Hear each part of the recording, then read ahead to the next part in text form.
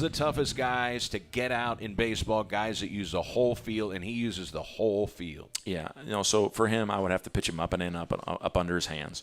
And he's a middle-of-the-field first guy. But those are the hardest pitches to make, I mean, how'd you pitch Barry Bonds? Under his hands. How'd you pitch, the old line is, how would you pitch God if you had to face God in a one-game series? Well, you pitch him up and in, but you better get it in because he can hurt you out over the plate.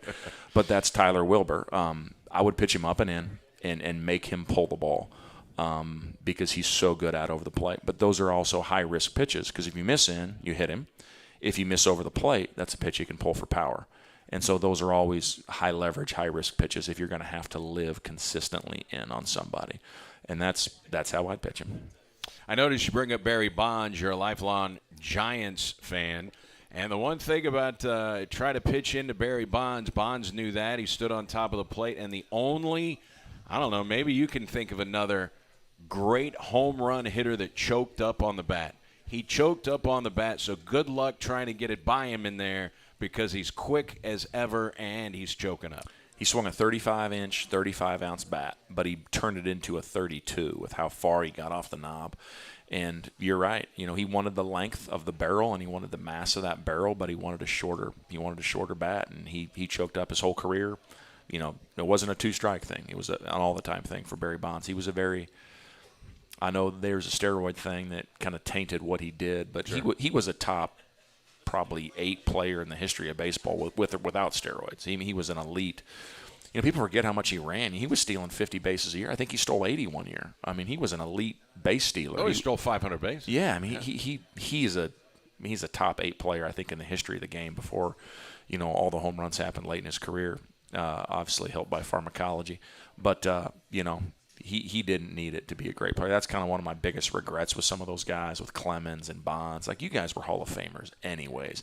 A guy like Sammy Sosa, he wasn't a Hall of Famer. No. So you kind of see, man, why that guy's trying to get an edge. But Rafael Palmeiro was not a Hall of Famer. Barry Bonds was. Roger Clemens was. And for those guys to kind of taint their legacy and the history of the game, that hurts a little bit. And my favorite all-time pitcher, I think, should get extra points because he dominated in the steroid era, and I'm talking about Pedro Martinez. Go look at his numbers when every guy he was facing was juiced. Yeah, and he was 175 pounds probably. Yeah.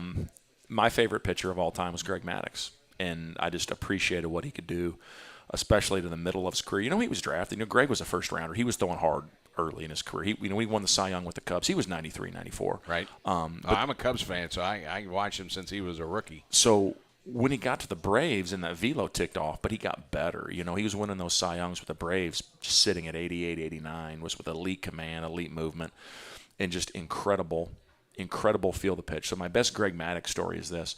I'm drawing a blank on his name. Remember he had the catcher that guys from Tulsa, Charlie O'Brien. Yeah, right? Charlie. So OB.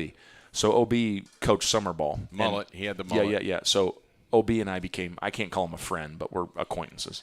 So he told me stories about catching Greg Maddox. Greg Maddox was calling his own game. Greg Maddox would tell the catcher what sign to put down because he didn't want to have to shake the catcher off and slow his tempo up. So if Greg would position his body to where he told the catcher to throw the ball directly over the rubber, chest high, every time. And if Greg would angle his body to where he caught it like this, it was a fastball to this side of the plate. If he caught it with his chest angled that way, it was a fastball over there. If he caught it and then pulled the glove sideways, it was a changeup. And if he pulled the glove the other way, it was a breaking ball. Wow. And so he told OB just to throw that thing chest high over the rubber, and then how he manipulated the glove, he was telling him what pitch he wanted next. And I was like, well, why didn't he just shake you off? And he's like, because you didn't want to mess up Mr. Maddox's tempo. And so, like, for me in my generation, just his level of craftsmanship and ability to control the baseball and manipulate the baseball, it was pretty fantastic. He would give up home runs on purpose in spring training on his worst pitch. If you go back and look at his numbers, he would give up some monster home runs to, like, the left fielder for the Red Sox. They both trained in Florida. Manny Ramirez. Oh. Manny Ramirez dominated Greg Maddox in spring training. And somebody asked him, how come you can't get him out? He said, I keep throwing him curveballs. And they were like, why? He's like, because I will never throw him that pitch in a game that matters. But I want him to think about it if I ever face him in the postseason. The Red Sox and the Braves perhaps could hook up in the postseason. So, I mean, he was playing, he was playing chess when other people were playing checkers. So I always had a great admiration for him. I don't know that I've ever seen a pitcher against a left-handed batter that could start it off the plate and somehow all the movement to come back and get the corner. Well, he invented that pitch, right? People were not throwing that pitch before Greg Maddox. We call that a front door sinker. People were not throwing front door sinkers. He would throw the ball at the left-hand hitter's hip and then bend it back to the plate. He was the first one to do that, realistically. That was not a pitch before him, and it's now a pitch. Just like now you're seeing guys throw change-ups right on, right in. You know, they were doing a thing on MLB Network, and they were talking about Greinke, who's throwing change-ups into right-handed hitters. And, you know, Pedro was like, I did not do that one time in my career. And Pedro had a great change-up, right? But back in those days, you had to throw the change-up away, whether it was arm side or glove side. But now it's more about, I'm going to throw that pitch to my arm side every single time. So it's a new pitch, right? So it's interesting how baseball evolves and the game keeps changing. And I remember Greg Maddox would not let Javi Lopez catch him. Anybody, I mean, they could get a guy out of the stands to catch for the Braves. It would not be Javi Lopez. Eddie Perez was his personal catcher after Charlie O'Brien. All right, so you win the first game against Tennessee Tech, and then the second game, boy, they jumped all over you, and they had this freshman left-hander who was on the mound, and, boy, he was outstanding. He was dominant on the mound. And you usually don't refer to a guy who is dominant who doesn't get his first strikeout until the seventh inning of the ball game. But he was really, really good. A lot of soft contact. He was throwing strikes, and he kept the ball down. He did an amazing job of controlling the height of his pitches. He did not throw a ball at the belt basically all game. And we've been pulling the ball more of late and been more focused on slugging and getting some extra base hits. And that was the first game where I maybe regretted that much emphasis on pulling the baseball, because the way for us to beat him, we were going to have to out-single him to right field because he kept throwing the ball down. He threw that changeup away from us, and we needed to cut the plate in half and just basically be content with trying to shove the ball the other way. And I was probably late with that adjustment. I didn't think I coached a great game that game because Noah Nisnik didn't have a great start for us, and I was trying to navigate 9 innings of pitching and also make decisions based on the score, which is not easy. Hey, we're down. We're getting, no offense right now. I mean, who do I want to put in the game? I'm not going to put Austin Williams in the games. I'm not going to put, Steve Miller in the game right now. So I was more focused on, what moves to make from the pitching side. And I think I was late trying to help our guys make an adjustment offensively because he was really good. And he just threw that ball down and away over and over again. And we didn't have a lot of success with him. Boy, and they pitched him until the 9th inning. So, I mean, you never really got to see another arm until it was really late in the ballgame. And they, give them credit. They put three-run innings together. So, I mean, before you even got to the plate, you were down 3-0. Those are those games where it's tough to play catch-up. Yeah, and I mean, not much you can do. Tip your cap, and he beat us, and let's move on and do better in the next game. And you did. You got 11 hits in the next game, a 7-2 victory, and it was you who put together a 3-run inning in the third. And it was very interesting the way that you put that 3-run inning together. It included a suicide squeeze bunt. Now, we've seen you run the safety squeeze a lot. Haven't seen the suicide squeeze much. It's not like you don't ever do it. You do. But you ran the suicide squeeze and did it to perfection. And you have a guy at the plate that you asked to bunt who's got about 210 Division I games under his belt. So after that first game, my mindset, when you see it before, you have a really dominant outing from somebody, they can almost put you into a slump for a game or two, because there wasn't a single guy in our dugout that felt good about their game offensively.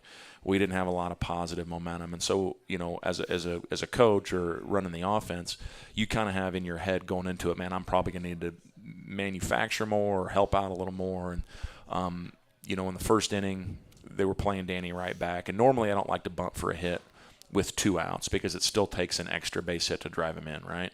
But they're playing Danny right back. He drags. It's a single. Keck then splits a gap and drives in 1. So the bunt game factored into the first run. We scored 1 in the bottom of the first. And then we had the big inning in the third with started off with Tyler Wilbur goes a 1-out triple. There's a runner at third base.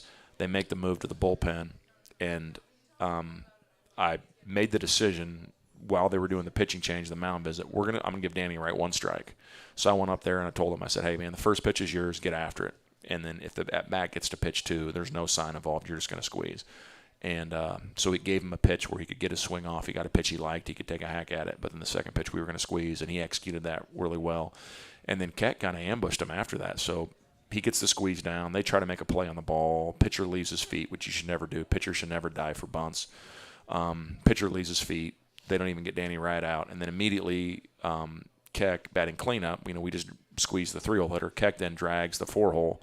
And that was on him. I was going to say, that was his call to bunt. Yeah, I can't take credit for that. That was Keck's decision to bunt. How many times have you seen bunts just crush a team? They don't handle it well. Guys are throwing the ball away. I mean, sometimes bunts can be tough plays. Well, it's a huge deflator, right? Because you should get an out with every bunt when you're on defense. So if you don't get an out, so they don't get an out on the squeeze, and then they mishandle the drag from Keck, it's a huge deflator, which that was Keck's call. I did not ask him to drag right there, but he drags. They throw the ball away. Keck ends up at third. Danny Wright scores from first, and then it was just that was the kind of the beginning of the big inning, and then I think Stouse had a big sac fly right after that, and that kind of gave us the margin we needed. There aren't many teams in the OVC who have a cleanup hitter with Andrew Keck's speed. I mean, he can legitimately lay down a bunt. You can field it fine, and he can still beat it at first base. He's a really good athlete for a catcher, and I know we're playing him more in right field this year, but he's a very good athlete for a big man. I know there's kind of a friendly competition between him and Connor Bosler for the team lead in stolen bases right now. Keck's got him, which I think is under Connor's skin a little bit. We need to get Connor to get up there a little bit more. But Connor's thinking bigger picture. He's 3 away from the all-time record held by Denver Stuckey. He is, and we're going to get that here shortly. But Keck likes to remind him that, he might have the all-time record. He's not leading the team right now. So Keck has got some cheap ones, though, because Keck has been fortunate to be on the backside of some double steals. So he got one against Tech where he was on the backside, and I could see him looking in the dugout, and I was like, what's he doing? And I was like, he's looking at Bosler because he just got a cheap one. The backside of a double steal is not, it's not the most glamorous thing, but they all count. So Keck has got some cheap ones with that. And I noticed Keck ran him off a few shallow fly balls to right field, too. He may have been talking stolen bases during those times. I just think he's greedy for fielding percentage. All right, so it is no conference games this weekend. It's going to be at Missouri State. We'll talk with Coach Sawyers. How do you approach right in the middle of conference play as you're getting ready to make a run at an OVC title? Redhawks are within striking distance of first. How do you approach a non-conference series? We'll talk about that a little later. But first, the salad is waiting for Coach Sawyer, so we're going to bring Connor Bosler up here, the Redhawks' fifth-year senior second baseman out of St. Genevieve. Glad you joined us. It's our next to last Redhawks Coaches Show of the spring, and it's right here on SEMO ESPN.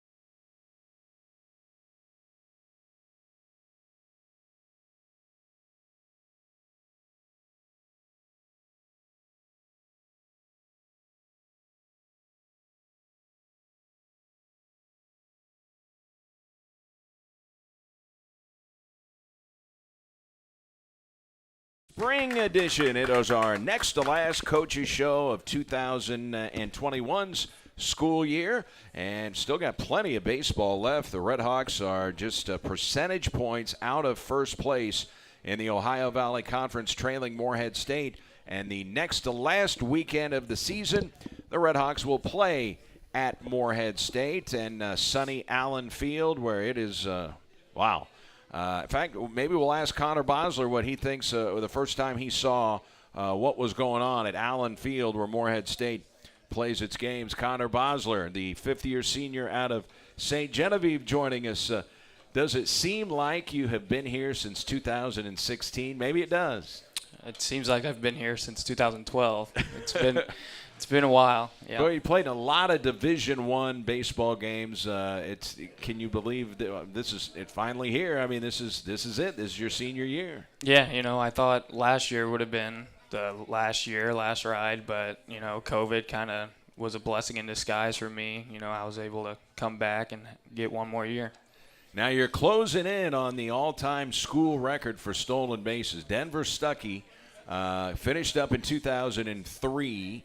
And he finished with 52 career stolen bases. You're now at the 50 mark. So you got plenty of time to break Stuckey's record. And I guess people have been telling you about it. You kind of knew, here, I'm closing in on a big record here.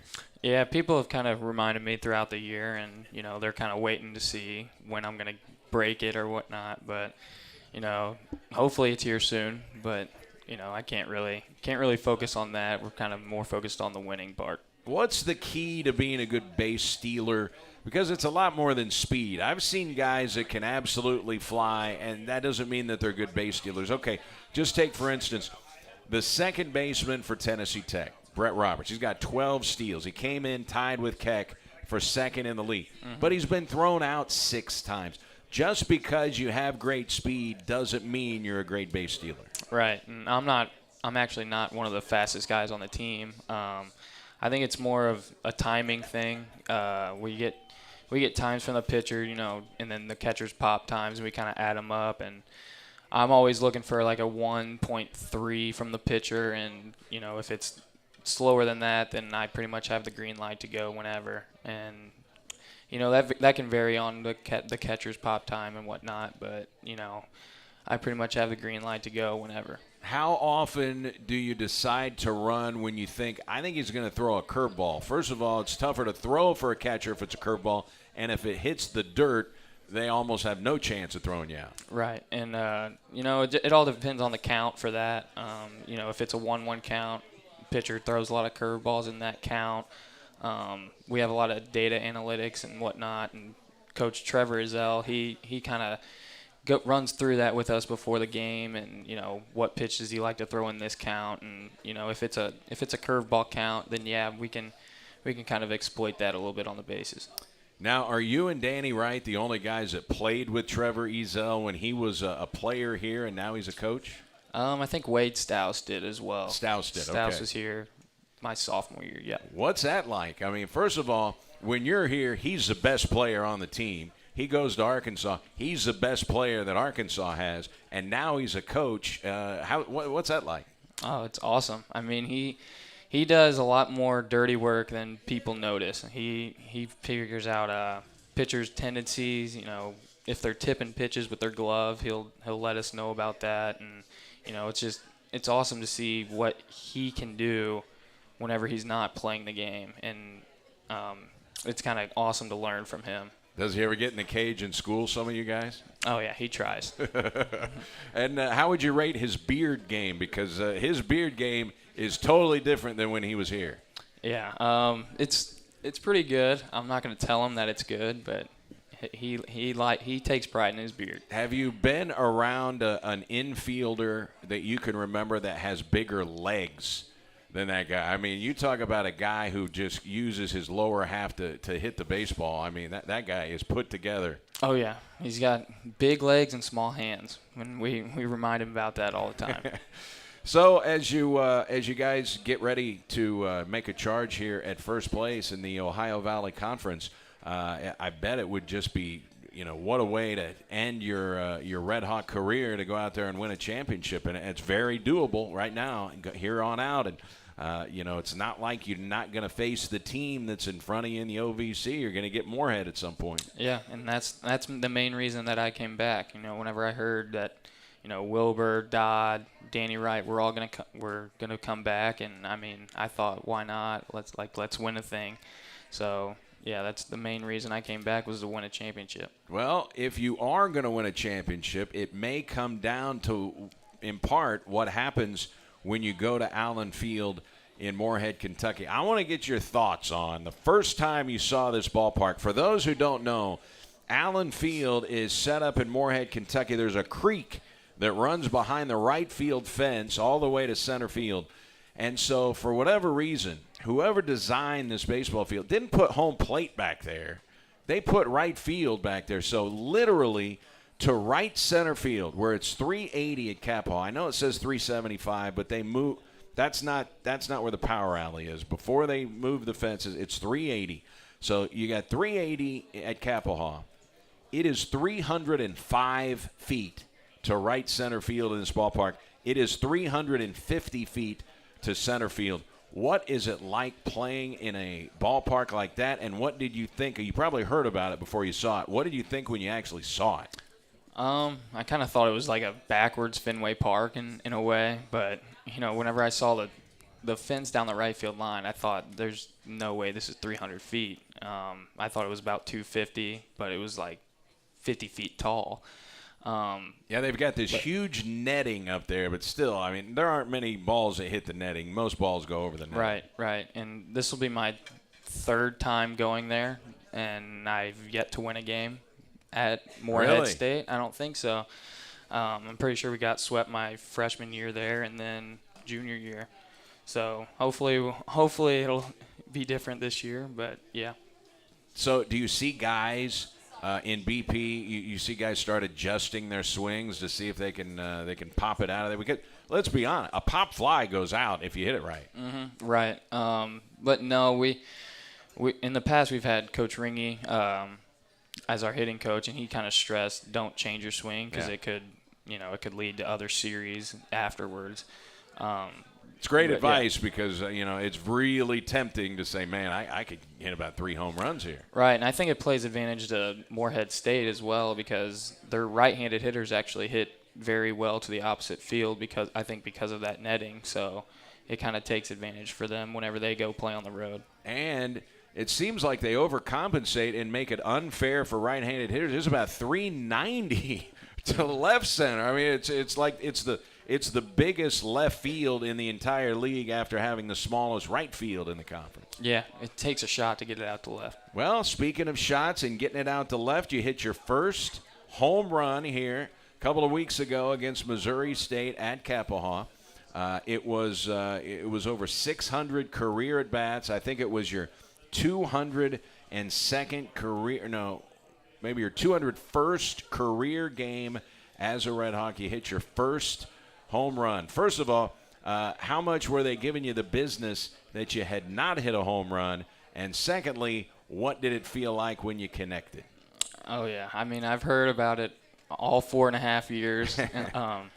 But whenever I connected, I didn't think it was going to go out because of the wind was blowing to right so hard. But then I pretty much just put my head down and started running, and then I heard everyone cheering, and I pretty much knew it went out then. Did it feel good? Oh, yeah, it felt great. So you did not see it because you were running and you had to be alerted by your teammates. Right. And tell me about the home run trot. Did you have a home run trot? Because you haven't practiced it, or maybe you've practiced it. Yeah, I got told that next time I need to slow down a little bit, running around the bases. You gave it a Scott Rowland and sprinted? Yeah, I was trying not to smile going around, but I think I cracked one whenever I crossed home plate. I know you cracked one because I saw you at home plate. So what was it like in the dugout? Oh, a lot of hugs, a lot of high fives, What was my routine this morning? Do that one again, all that stuff. Jess and I were debating on whether or not they were calling you Boom Boom maybe down in the dugout. No, not that one. Didn't hear that one. So you're as versatile an infielder as SEMO's had in quite a long time. I mean, your first 2 years, you were the shortstop at SEMO. And then Tyler Wilbur comes, and you slide over to second base, and then you are the Red Hawks second baseman. How big of a transition was that? Because in high school, I mean, you were the shortstop, so you've been playing shortstop for a long time. How much second base had you played, and was it a big transition to move to second base? It wasn't that big of a move. I actually played a little bit of second in high school whenever I would pitch. You know, on doubleheaders, I would pitch the first game, and then to save my arm, I would play a little bit of second. And then on travel ball teams, I'd play a little second too. You know, we had other guys that could play short. But you know, having Tyler come in and his big bat, we definitely needed him in the lineup, and he's a little bit bigger for a second baseman, so he took over at short, and I moved over to second, and there wasn't big. How much of an advantage is it for you to have a shortstop's arm at a position where you don't really need to have a shortstop's arm? You've got a shortstop's arm from second base. Is that a big advantage for you? Yeah, I think so. You know, making the plays up the middle, you definitely need a stronger arm than you would think. You know, most of the time your momentum's taking you to right field. You definitely need an arm to get it there to first. So I definitely think that's a little bit of an advantage. Speaking of strong arms, how strong is Peyton Leaper's throwing arm? And when was the last time you played with an infielder that had an arm like Leaper does? Yeah, I don't know if I've ever played with an infielder that had an arm like his. I know Devin Wilson had one. He came in as an infielder, but Leaper's got a gift, and you know he likes to show it off a little bit in practice. What do you think? What do you think if he got on the mound? What do you think he'd hit the radar gun? Low 90s probably. So you think he'd top 90 then? I think he could hit 90 if he tried. Switch hitter. Did you ever try it?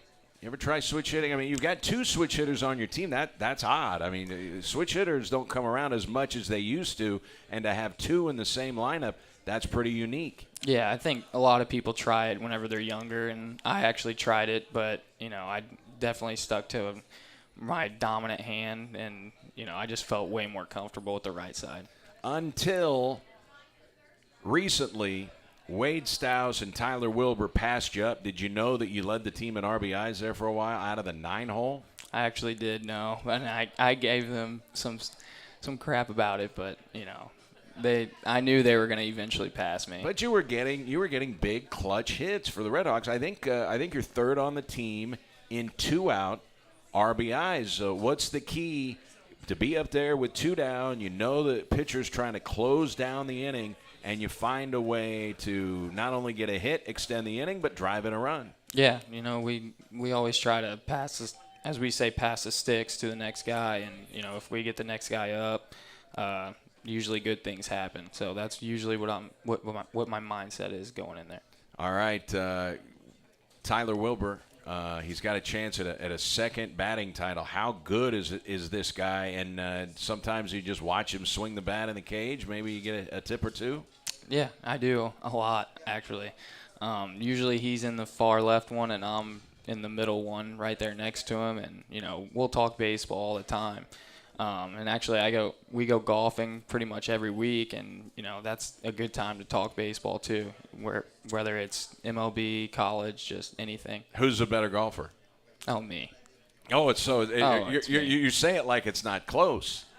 It's a lot closer than we think, but here up until about a month ago, he had never beat me, but now he's kind of beat me the last couple times. But I think I still got him. All right. So you are relying on previous victories. So you're going for the entire body of work, not recent work. Oh yeah, the all-time series. It's definitely me. Now Keck apparently is giving you a hard time because he's second, or he was second in the league in stolen bases. Let's see. I think he might still be. We got to make sure we're totally accurate about this reporting. He had been second. Oh, now he's tied for first. He's tied with Slunder of Murray. That guy, that's the fastest guy I've seen in a long time in the OVC, the center fielder for Murray State. So now Keck is tied with Slunder, even though it would not even be a race if they got in a foot race, right? Oh, yeah. Slunder's, he's fun to watch run. I mean, even in the outfield, he can cover some ground. So he's got bragging rights on you in terms of individual stolen bases. But when it comes to championship rings, you have him beaten by a long shot. For those who don't know, you won 2 state championships at Valley Catholic High School in St. Genevieve in baseball and 2 as the quarterback of the football team. And I think Valley and Webb City have won the most football state championships in Missouri high school history. And you're a part of 2 baseballs and 2 footballs. Do you ever remind him? I'm looking for one for the thumb. Actually, I have 6. You got 6. I'm totally. It's 3 in each. So you're looking for the other. So you got 3 in each. 3 in each, yeah. I think I've been underselling you on the radio. Yeah, man. I think the stats for whenever I came in, it was during my senior season, so that's why it wasn't updated yet. So the bio was never up. Now see, we got the update. I will be touting the fact that you've already got one for the thumb, and you're working on the other hand. Correct. Yep. How cool is that, though? I mean, where do you keep them? They're actually in a shadow box and in my room at home. I usually don't bring them out as often as I could, but I'm gonna say you don't ever like wear one some team related function. Maybe you wear a couple of maybe whenever I go home for homecoming or something. We still have a group message with our high school classmates, and we'll say I'm wearing this one or whatever, but I usually don't wear them out. No. All right. It's going to be Missouri State, so maybe it's time for a home run number 2 since you seem to always hit home runs against the Bears. Yeah, I don't know about always, but be cool to play. It'd be awesome. You've played in Hammonds Field before. That's a Double-A ballpark where the Springfield Cardinals play, the Double-A affiliate of the St. Louis Cardinals. Pretty nice facility we're going to be playing in. Yeah, absolutely. It's always fun to play in those bigger ballparks, Arkansas and the other ones that we've played at. It's cool. Have you ever seen a group of arms that throws 94 to 96 miles an hour? I mean, they threw 17 different pitchers when we played at Arkansas. I've never seen anything like it, ever. Yeah, neither have I. They actually had one guy that we didn't have on the scouting report, and, Trevor said, 94 to 98 ? Just because we didn't know. We haven't seen him yet, and I'm sure he came out and threw 94 or 96. Pretty impressive stuff. All right, you guys going to continue your run at an OVC championship. Thanks so much for your time. Glad you could squeeze us in, and we'll see you in Springfield, Connor. Thanks so much. Absolutely. Thanks for having me. That's Connor Bosler joining us, and we will take one final timeout. Back to talk a little bit more with Coach Andy Sawyers. They're going to be in Springfield to take on the arch-rival Bears coming up this weekend. It's the next to last edition Red Hawks Coaches Show on SEMO ESPN.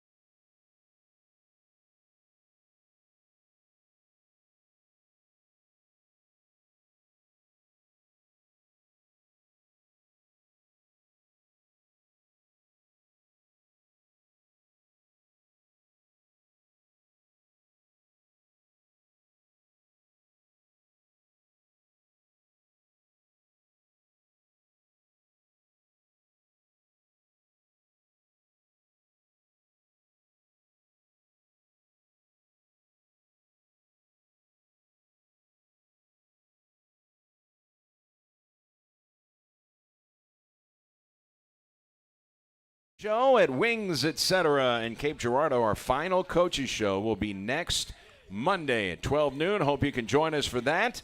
I'm sure we're going to be talking probably a little bit more about the Red Hawks softball team. They are just barely percentage points out of first place. And then the Red Hawk tennis team, for the first time in school history, has won the OVC championship, and they finished their conference record 7-0. They were undefeated, and they will play Saturday in the OVC tournament in Evansville, Indiana, against the number 4 seed Jacksonville State. Coach Andy Sawyers, right in the middle of conference play. You're bearing down. You're trying to make a run here to get in first place, just percentage points out of first, and then boom, you've got to go play a non-conference series. And the reason is there are 11 teams that are in the OVC for baseball, so that means one team is going to be playing out of conference every week, and this weekend it's you at Missouri State. Yeah, so you'd prefer to play that non-conference series early in the year once you get in kind of a rhythm and a flow to the conference season. The guys, they're doing a good job. They're trying to win a championship. They care about the group. It's not just individuals. But I think if you're going to play a non-conference series, playing somebody that they care about and they're excited to play is going to be good. And I think obviously Missouri State, there's not a ton of Division I schools in our state. So the fact that we both had bye weekends that matched up, that was nice. And our guys are excited to play Missouri State. They know a lot of their players. They play together in summer ball and travel ball and all that stuff. And they obviously have a lot of kids from St. Louis. So do we. And so there's a lot of mutual, friendships and guys who play together. And our guys are excited to play them, no doubt about it. So I think from a motivation standpoint, it's not going to be an issue.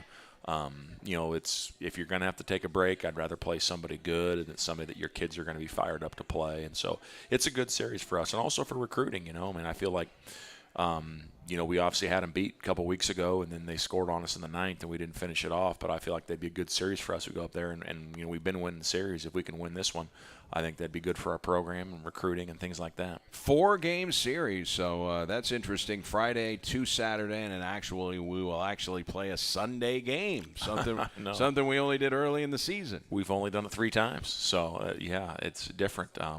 Having Sundays off is something I know nothing about, so it's been good. My son's 10, and he's involved in soccer and baseball and stuff like that. So it's been a blessing of the COVID schedule.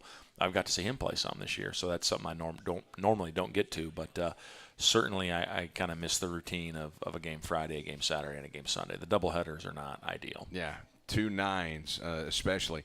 So what you're saying is the games with Missouri State non-conference going to have a little more juice than if you're playing Wright State or Central Michigan. Oh yeah, 100%. A couple. Our we've played Western Michigan with our buys and things like that before, and nothing against those programs. They're good programs, but I think kids in this state would like to play Missouri State. That's they want to play people they know and programs they followed, and so I think that matters to our guys. Well, with COVID, we were hoping.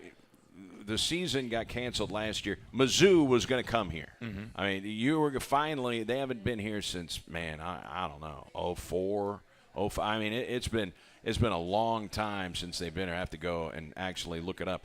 And so it didn't happen this year. You see that emerging back onto the schedule here after this season, maybe? I hope so. And Coach Beezer, obviously, with his relationship to SEMO and this part of the state, I mean, he wants to do it too. So it's just a matter of getting it worked out. All right. As you get ready to, it'll be later, so we won't have any more coaches shows to be able to talk to you. But I did get Connor's thoughts on going to play at Morehead State. The first time you heard all about Allen Field, first time you saw it, what were your thoughts when you saw that you're playing in a Division I park that's 305 to right center and 350 to center field? I don't know if I could say it on air. This is kind of a joke, It's like this is the best you can do, It's the biggest home field advantage in sports. Sports Illustrated did a story on different all throughout sports, and they said that the baseball field at Morehead State, that venue had the biggest impact of the game of any other venue in college athletics. How about that? So I thought that was interesting. You ask Connor, we ask our guys not to change their swings because hitting the ball to the center works there too. The center field's very reachable, and if you really try to change your swing to hit the ball only to right field, you're to get something, you're going to give something up. And so obviously their pitchers, if you were a pitcher there, you would get really good at pitching right-hand hitters in, right? I mean, you just that's like natural selection. If you can't do that, you can't survive there. And so, if you're really trying to hit everything the other way and you're going to face a pitching staff that is going to pitch in a ton, that doesn't match up very good. So we just ask our guys to be conscious of the middle, right? Like if you hit the ball in the air to center field, you'll hit home runs there. And then obviously if you're on time to the middle, then timing mistakes will get the ball spread, you'll be a little bit late or something like that and the ball go in the air to right field. But we do ask our guys not to really change their hack too much because that can be not very productive. And one other thing that people don't talk about, the actual surface area from center to the left field corner, it's got to be the biggest measurement of any field in the league because they try to overcompensate it. I mean, there are a lot of base hits to be had if you hit it from center field to the left field foul pole. It's more ground to cover maybe than any outfield in the league. So you might say, I've never done this, but I've toyed with it. I might play Danny Wright in left field. Why not? Interesting, yeah. Why not? I mean, if the ball goes over your head as a center fielder or the right fielder at Moorhead, it's off the wall or over it. Yeah. There's no plays to make. Nope. You don't get to go back. I mean, everybody plays on the warning track. So if Danny Wright's an elite defender, which you know he is, and that play he made on Saturday in the gap, but you don't get to make that play there, right? In center field. But in left field, you get those plays a lot. Yep. So I'm toying with taking Danny Wright and putting him in left field. That's interesting. Because that's the area that you're going to get to make plays. Can't wait to see if that's exactly what happens. And I don't know. Before the season started, they said no media, go in their press box. Maybe they'll change their mind by the end of the season. We may be home calling that one on video. Don't know yet. So. You know, a lot of things have changed. Obviously, I think people get frustrated with decisions that were made. It's like people were doing the best they could with the information they have at the time, and all these policies that were set up. We were setting them up in the fall. I mean, you have to plan, and there's a lot of things that have changed. So hopefully just common sense gets involved, and they can look at the situation for what we have now and then make the best decisions. Coach, it's been a pleasure. Thanks so much. Can't wait to get to Springfield this weekend and play in the big venue, Hammons Field, see if you can notch some wins over the Missouri Valley Conference. Thanks so much for your time. Best of luck on a run at an OVC title. Thank you. That's Coach Andy Sawyers. Thanks to Connor Bosler. Thanks to Jen Taylor here, our executive producer here and engineer. That is going to do it here for the Coaches Show. Stay tuned. Max Kellerman Show coming up on ESPN Radio. I hope you enjoy the rest of your Monday, everybody. And for a final time, we say so long.